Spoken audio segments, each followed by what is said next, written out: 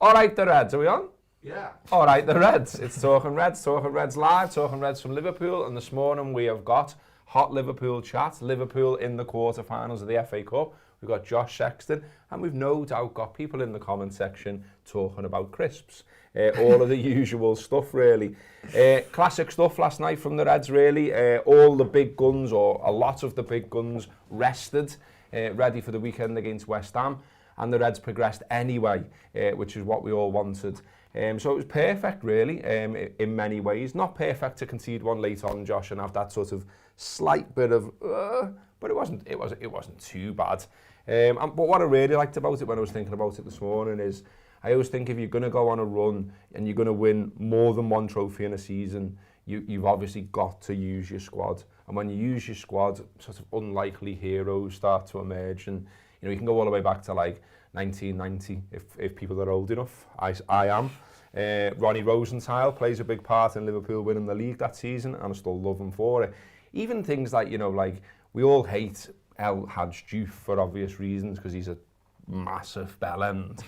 But, like he played really well in the League Cup final against Man United, and that sort of gets like a little bit forgotten. Igor Biscan, often ripped for his general career at Liverpool, but played a big part in us winning the Champions League and played a big part in us going on an FA Cup run. And, so Minamino is my point here. Minamino's like this new cult fella for Reds. I mean, Origi's already established. He plays a good part in the assist in one of Minamino's last night. But Minamino's got 9 goals this season now, which is a decent return given the minutes he's had. Yeah, I always feel bad sort of calling current Liverpool players cult heroes because it feels a bit like you're almost writing them off based on ability, doesn't it? Because that's sort of what we define a cult hero as, sort of in Liverpool circles anyway, is lads who Liverpool fans loved who didn't necessarily have the best careers at Liverpool, and there's still that sort of hope, I guess, that Minamino will go on to have a good Liverpool career, and he's doing his chances absolutely no harm at the moment with his goal return this season. There's been a lot of pieces that have come off the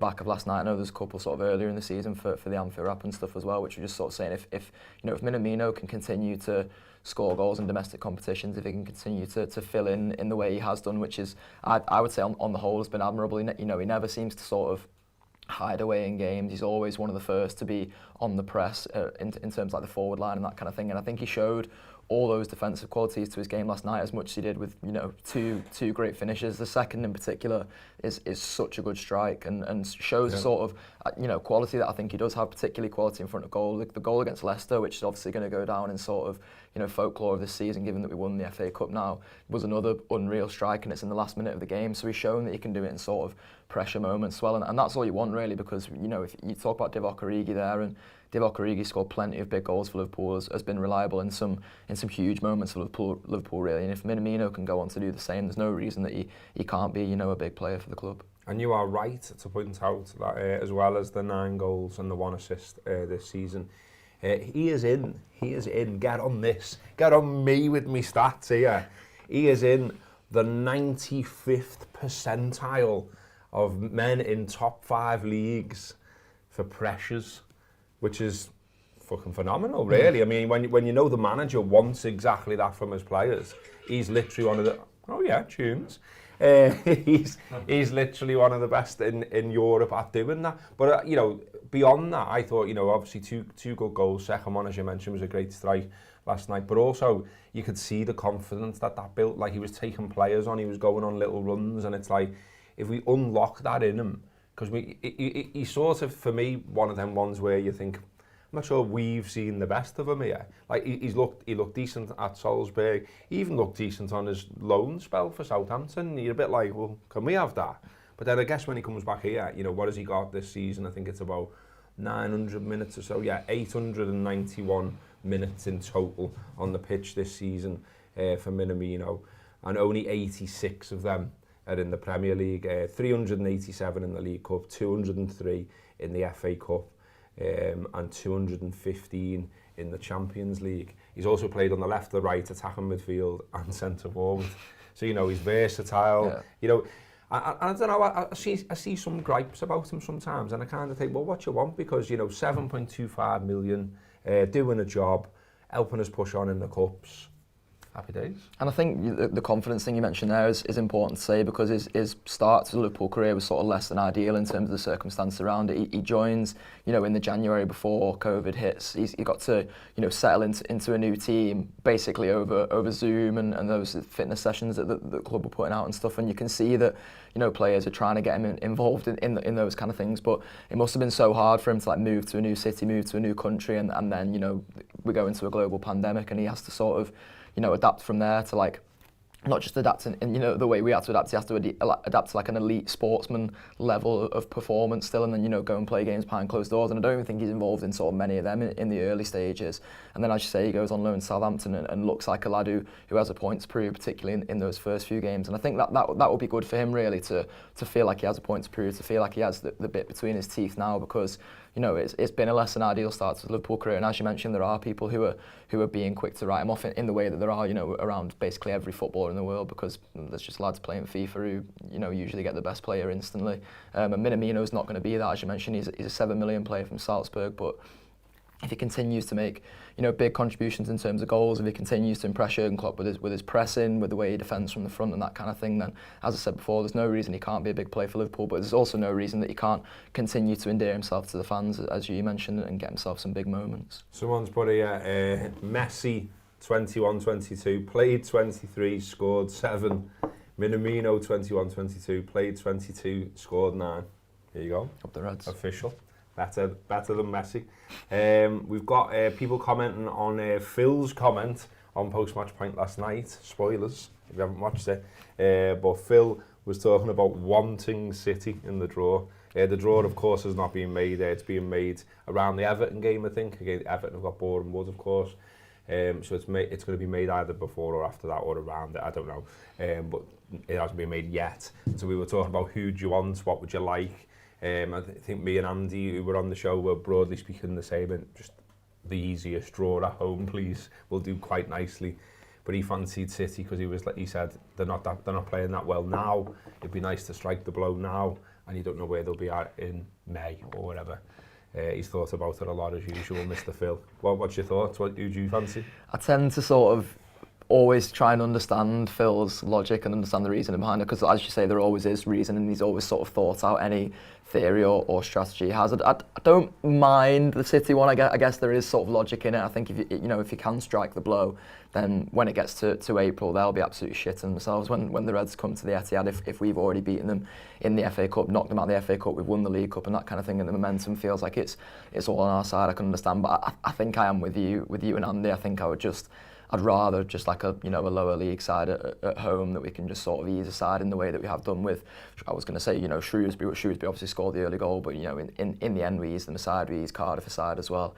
I think I just like one of those ones where there's a couple of thousand fans from some lower league club who come and get a nice day out at Anfield, but ultimately the Reds get the win, and we get to see more performances like the Minamino one, like a few others last night. Really, I thought there was a couple from that second string who performed admirably and have done all season, particularly in the sort of League Cup, and there was a couple there again last night who I thought were great. Yeah, I thought Gomez was better as well. I thought there's one or two passes went a bit astray. But I equally like the sort of the commanding side of his game that he has when he's at his best. I thought you saw a little bit of that, which again can only be good because, as I say, the more we go into competitions, the deeper we go into competitions, the more we're going to have to utilise the squad as we go on, and all these lads are going to get a game really. Klopp gave a lot of praise to Minamino as well, talking about his character and talking about him being very patient. What else have we got in the comments then? Fire them in. Let's see what we got. We've got in Blundell we trust. I mean, he even had a theory when I said, well, look, there's always a joy to be had out of knocking Everton out of the FA Cup, and we've done that enough times. And I always bang on about how one of my favourite memories is beating them in the final, and that's what Phil threw back at me. It's like, well, you don't want them now, then, do you? You want it to be at Wembley.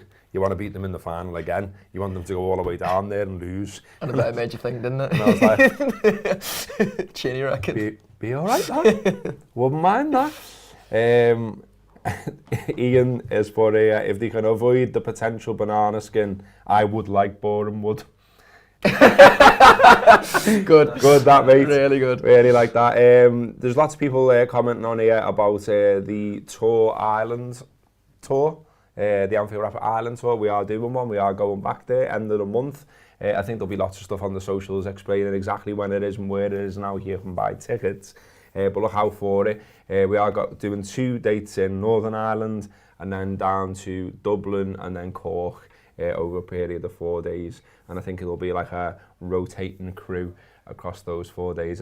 It's a big ask to potentially go on the piss for 4 days and do 4 shows about football in all different places. We did 3 last time, didn't we? Yeah, and that was heavy. Yeah. All these like husks were on the plane going home. So I think we're going to try and be broken, man. I think we're going to try and be a little bit kinder to ourselves this time around. Barry Lyons says there, see you there. Patrick says come to Galway. We've been there before, great place. No doubt we'll go there another time. Someone says, Sarah says, do a crisp review.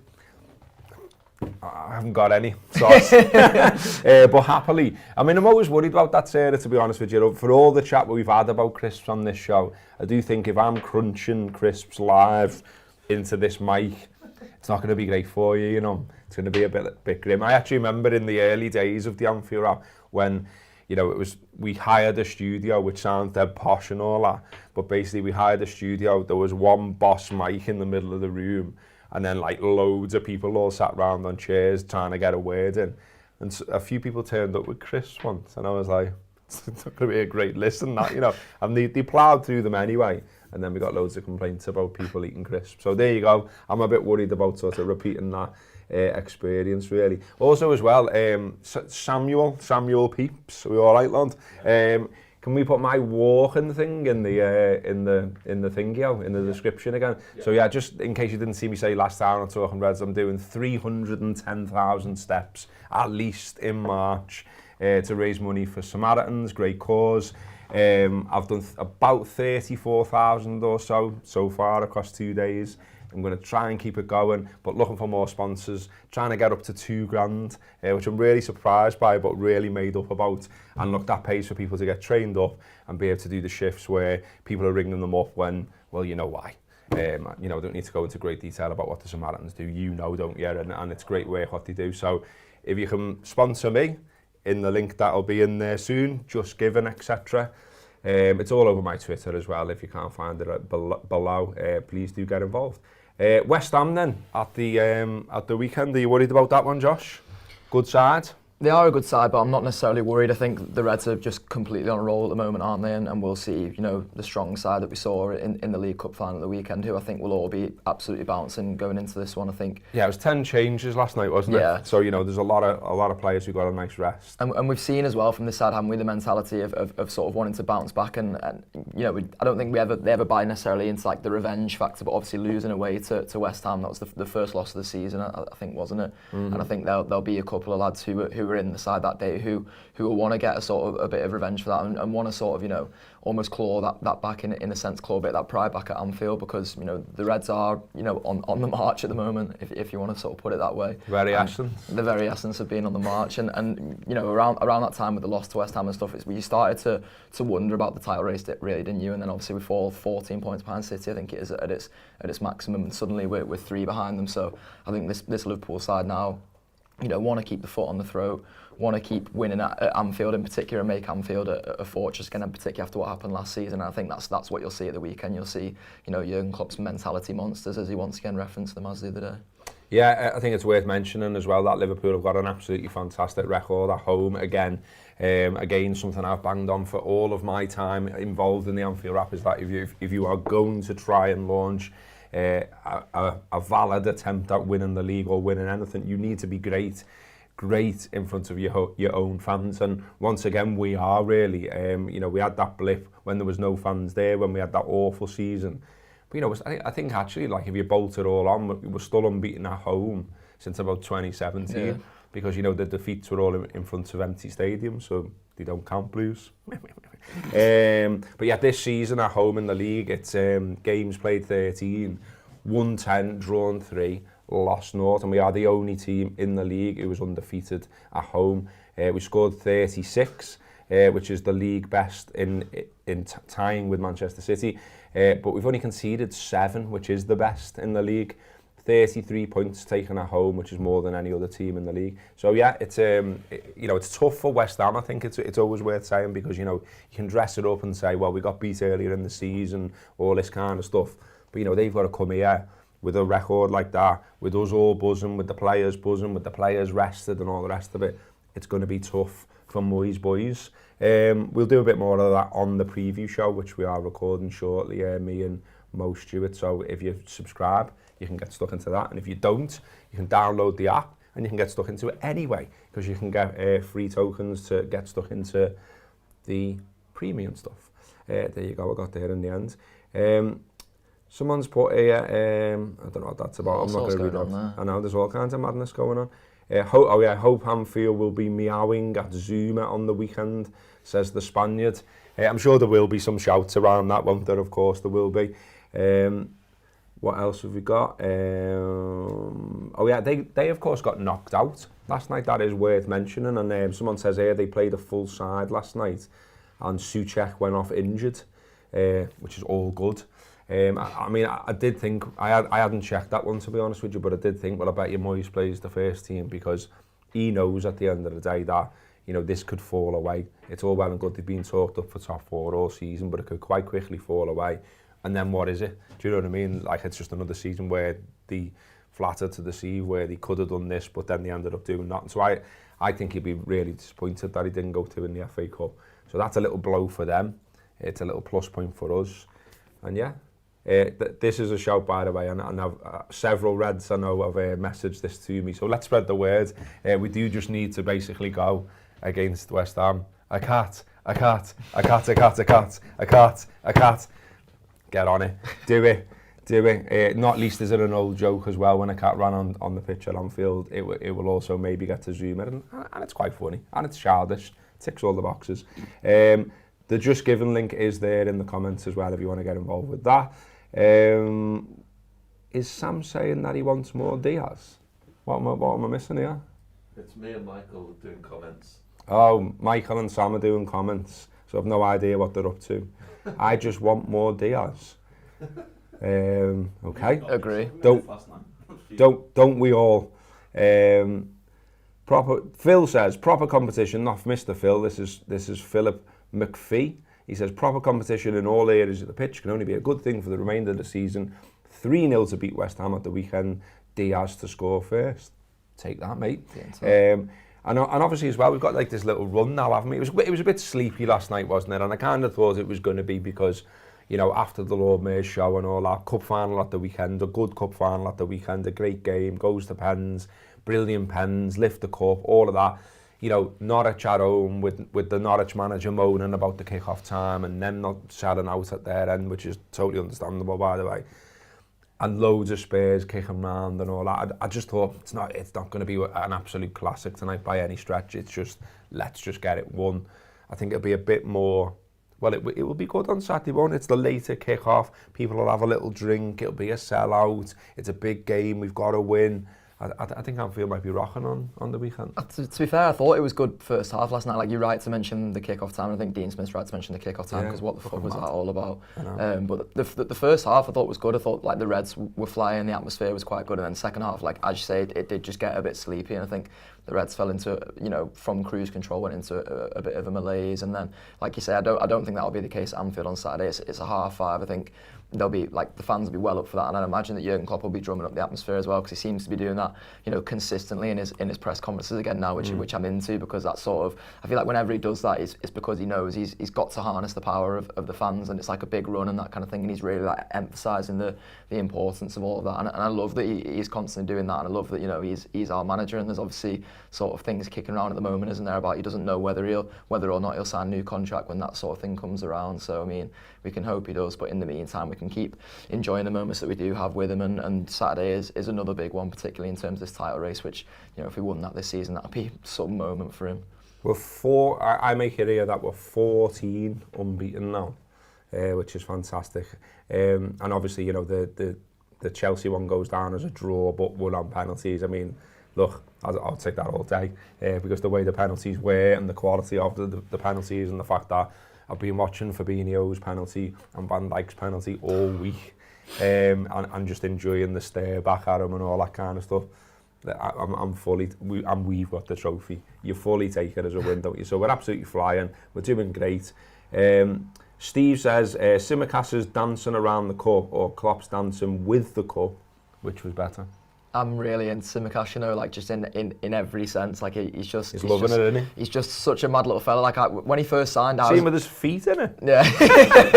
Just had those feet in the cup. I was a bit worried when he signed that we'd just signed another Alberto Moreno, in terms of like he has that sort of madcap about him, and then there was a bit of that sort of spilling onto the pitch as well. But he's you know, a far better defender than Alberto Moreno. He really fits into this Liverpool system, and you know, as I say, he's still got that bit of madcap by him. Like I can imagine him, you know, riding around on a Segway and walking his dogs and that kind of thing, which is all the sort of stuff you want from your backup left back, isn't it? You've got a friend in me.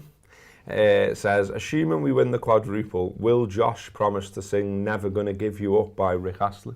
I'm not sold on this Rick Astley thing, you know. Are you onto this? No. Like there's loads of people in the YouTube comments who were saying I look like a young Rick Astley. Oh, right, okay. Is that what that's about? I'm not sure I'm having it. Like it's gone from Haaland to that quite quickly, I think.